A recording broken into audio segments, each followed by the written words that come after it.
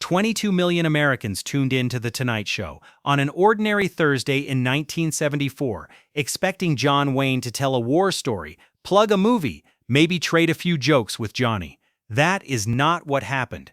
7 minutes into the interview, Carson asked a question he had not cleared with the producers. Wayne went quiet. The studio went quiet.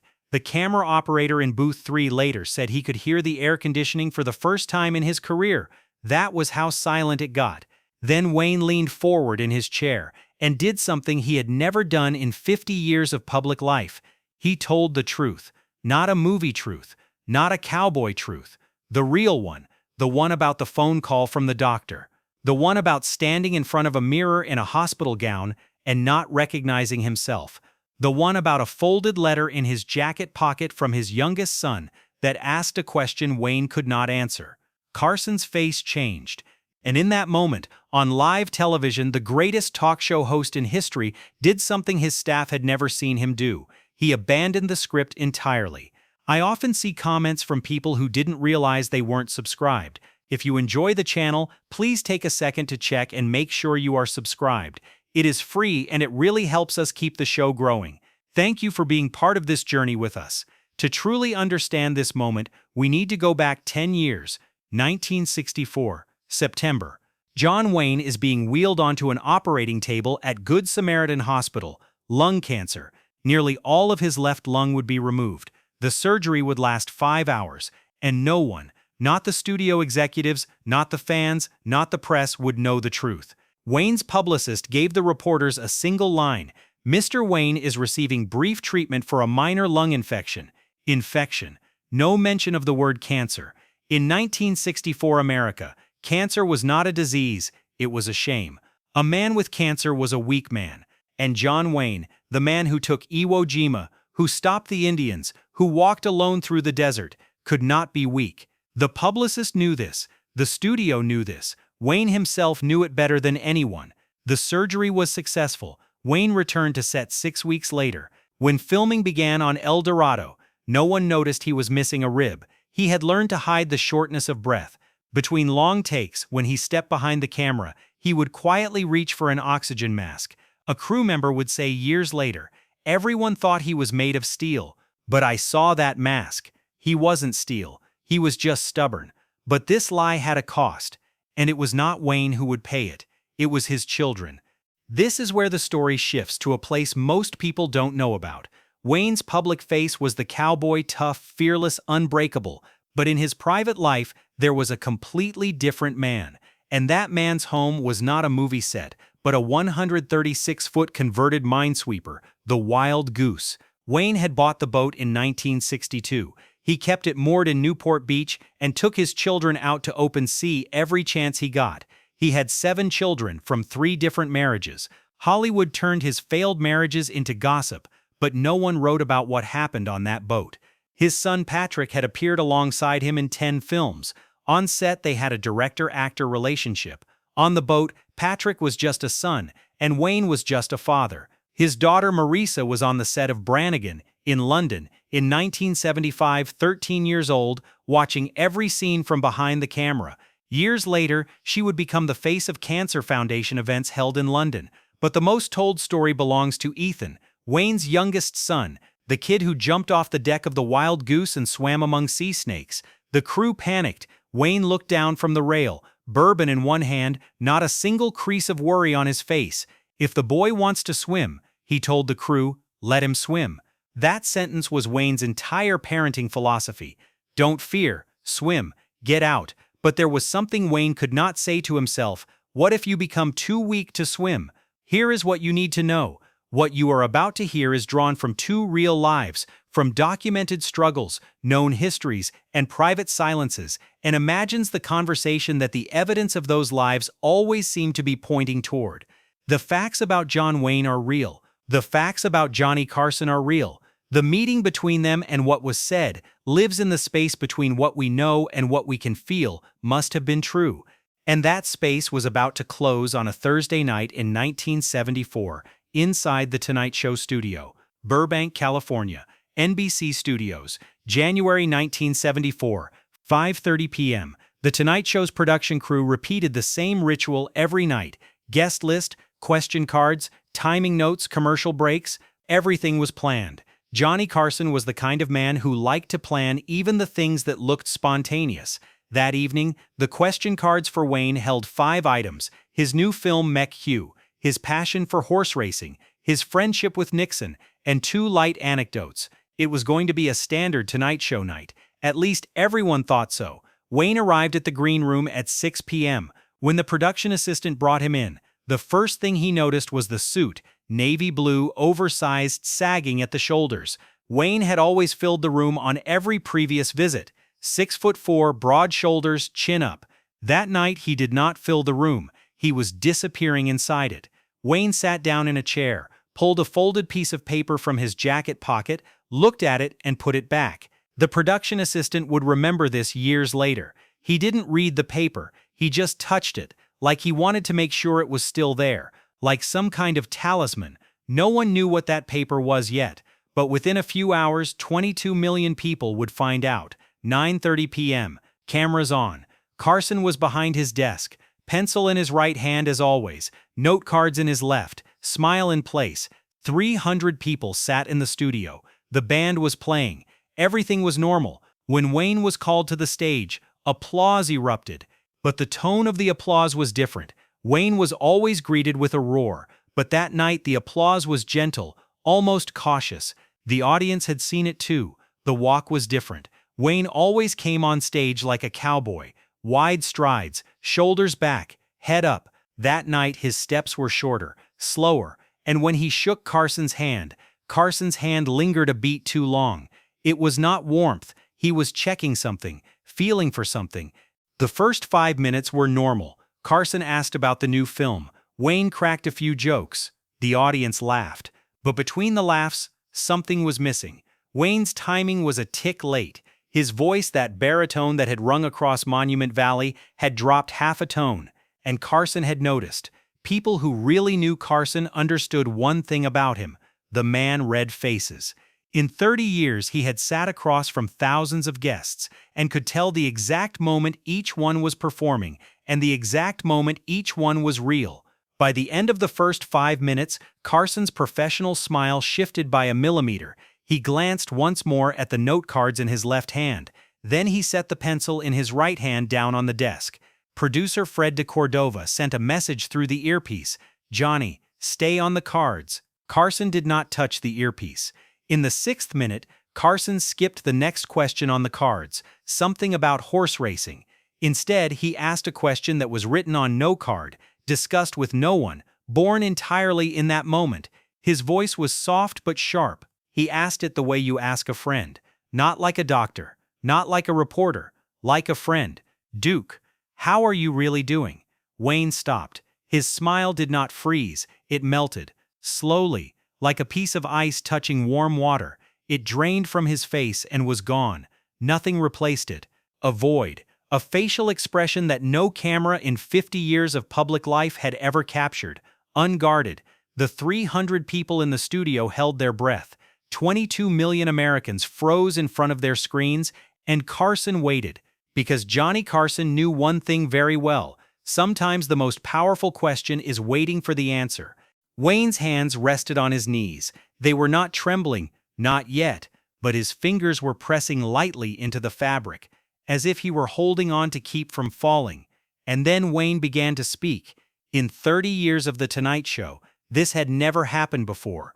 Wayne opened his mouth, and the first sound that came out was not a word. He cleared his throat, short, dry, the way a man does when he is trying to collect himself. Then he spoke. And his voice, that voice, the one that had commanded armies in 100 films, echoed across deserts, shattered glass in bar fights, was fragile. "Johnny, I'm going to tell you something I haven't told anyone on camera." Carson did not move. He did not touch the note cards. He just looked. He did what he had done every night for 30 years. He listened. But that night his listening was different. It was not professional. It was personal. Wayne kept talking. He described 1964. The doctor's office, the hand holding the X-ray up to the light, the seconds when the words large cell carcinoma hung in the air. I didn't ask how much time I had, Wayne said, because I couldn't. If I asked, the answer would become real, and I wasn't ready for the truth. A woman in the studio sniffed. In the silence, the sound was as sharp as a gunshot. Wayne described the surgery. Walking down the hospital corridor at 5 in the morning, I was lying on the gurney, staring at the ceiling, and the only thing on my mind was Ethan. He was 4 years old. I hadn't even taught him to ride a bicycle yet. He paused, swallowed, and I thought, if I don't get up from this table, my son will only know me from a screen, not the real me, the cowboy me. Stay with me. Because what comes next is the part that breaks you. Carson's face had changed. The smile was long gone. But what replaced it was not just seriousness, it was recognition. Carson recognized what Wayne was describing. Where he recognized it from, he had not said yet. Wayne continued. He described coming out of surgery, his publicist telling the press infection, and his own complicity in the lie. I was scared, Johnny. John Wayne was scared, saying that is harder than any of my movies. And then silence fell. 11 seconds. 11 seconds on live television is a lifetime. In the control room, producers reached for the commercial break button. Fred de Cordova whispered through the earpiece, "Johnny, should we cut away?" Carson did not touch the earpiece. For 11 seconds, two men looked at each other, and the 300 people in the studio, the 22 million viewers, the cameras, the lights, all of it disappeared. Only two men remained. One had told the truth. The other had heard it. And then Carson did something his crew had never seen him do before. He stood up from behind the desk. He did what he had never done in 4,531 episodes. He walked around the desk and went to his guest's side. He placed his hand on Wayne's shoulder. He stood there for a moment. Then he returned to his own chair. But the way he sat had changed. He was leaning forward, the distance had closed. "Duke," Carson said. His voice was different. It was not the host's voice. "I'm going to tell you something too." Carson began to talk. He spoke about his 3 marriages. He explained how each one had ended the same way. "I was on stage, they were at home, and one day I came home and their things were gone." But that was not the real confession. Carson's voice dropped, almost to a whisper. "Every night I sit behind this desk and make millions of people laugh. But when I leave the studio, I get in my car, drive home, and when I open the door, a dark house greets me. No one turns on the lights. No one asks, 'How was your night?' For 30 years, I've been walking into America's living room, but there's no one waiting for me in my own." Wayne looked at Carson. For a moment, the expression on both their faces was the same exhaustion, the same mask, the same price. One had disguised himself as a cowboy, the other as a comedian. Neither had ever left the stage because neither knew what to do off it. Wayne leaned in and touched Carson's arm. "You turn on the lights, Johnny. You're the only one who can." Not a sound from the audience. No applause, no laughter. Only the simultaneous exhale of 300 people. A sound not heard but felt. But what went unsaid that night weighed as much as what was spoken. Remember the folded paper in Wayne's jacket pocket? The one he touched in the green room. Did not read, just made sure it was there. The production crew had assumed it was a letter from Ethan. It was not. That paper was a letter Wayne himself had written. It was addressed to Ethan, and it had no date, because Wayne did not know when he would send it. Maybe tomorrow, maybe never. The letter was a goodbye. A goodbye written by a father to his son, while the father was still alive. "You are not ready for this one." And this letter was not the only one. After Wayne's death, his family would discover something. From 1964 onward, for 15 years, Wayne had been writing letters regularly. But these letters were not to his family. He wrote to hospitals, to cancer patients, to veterans, to strangers. Lines written to a man terrified before surgery, "Have courage." Lines written to a woman who had quit treatment, "Don't give up." Lines written to a mother who had lost her child. There was a meaning to this. There must have been. He never signed any of them with his own name. None of them said, "I am John Wayne." Only someone who has been through this, or someone who understands, or sometimes just a D. Duke. Most of the letters sat in unnamed hospital archive files for years. A nurse who recognized Wayne's handwriting put the pieces together after his death. But that night, back to the show. What happened after the cameras stopped rolling? Carson walked Wayne to the green room himself. He told the production crew one word, Go. The door closed. The two men sat there for another 30 minutes. No one heard exactly what was said, but a production assistant passing through the corridor said he heard a single sound slipping from under the door. Laughter. Two men laughing. The kind of laughter that comes after crying. The sound of relief. Carson must have said something to Wayne that night, because the next morning, Wayne called his publicist for the first time in his life and gave an instruction. No more lies. From now on, we say the word cancer. That night, after The Tonight Show aired, NBC's switchboard collapsed. More than 14,000 phone calls came in before midnight. Most of the callers were saying the same thing. Me too. I'm hiding it too. I'm scared too. I'm fighting alone too. The American Cancer Society released a statement the following week. Cancer screening applications had risen 37%. Not just in Los Angeles, nationwide. In Texas, a veteran wrote a letter to his local newspaper. John Wayne didn't take Iwo Jima for me. That night, he spoke into a microphone for me. A hospital in Ohio reported receiving more than 600 lung screening appointments in 1 week. The monthly average had been 94. Wayne summed it up in an interview. Not what happened, but what was going to happen. I'm not a cowboy. Never was. But if people are going to the doctor because of me, I'll keep being one. June 11, 1979, UCLA Medical Center. John Wayne died at the age of 72. Stomach cancer. This time, he had lost the fight. But 3 days before he died, with Ethan standing at the foot of his bed, Wayne spoke his final wish. His voice was a whisper, but the words were precise. Use my name. Use it to fight this thing. Don't let them forget. Ethan did not let them forget. He founded the John Wayne Cancer Foundation. He still serves as its chairman today. The foundation's OK Kids Korral program in Oklahoma City provides free housing for families of children undergoing cancer treatment. The Block the Blaze program has delivered skin cancer prevention and early detection education to more than 675,000 young people. Through the HunterSeven Foundation, cancer screenings are provided to military veterans, the grandchildren of those very veterans Wayne had secretly written letters to. And Wayne's granddaughter Jennifer Wayne carries her grandfather's name through country music. Before taking the stage once, she said, "My grandfather didn't leave anything to me. He left everything to everyone." Among Wayne's belongings, a jacket was found. Inside the breast pocket was a folded piece of paper, its edges worn. On it, in the handwriting that had grown shaky in those final months, were the words, "Ethan, keep swimming. The snakes are afraid of you, Dad." The wild goose is still moored in Newport Beach today. If this story moved you, subscribe right now. Share it with someone who is fighting a battle they haven't told anyone about. Drop a comment below. Tell me where in the world you are watching from. And tell me this, is there something you have been carrying alone, something you have been too afraid to say out loud?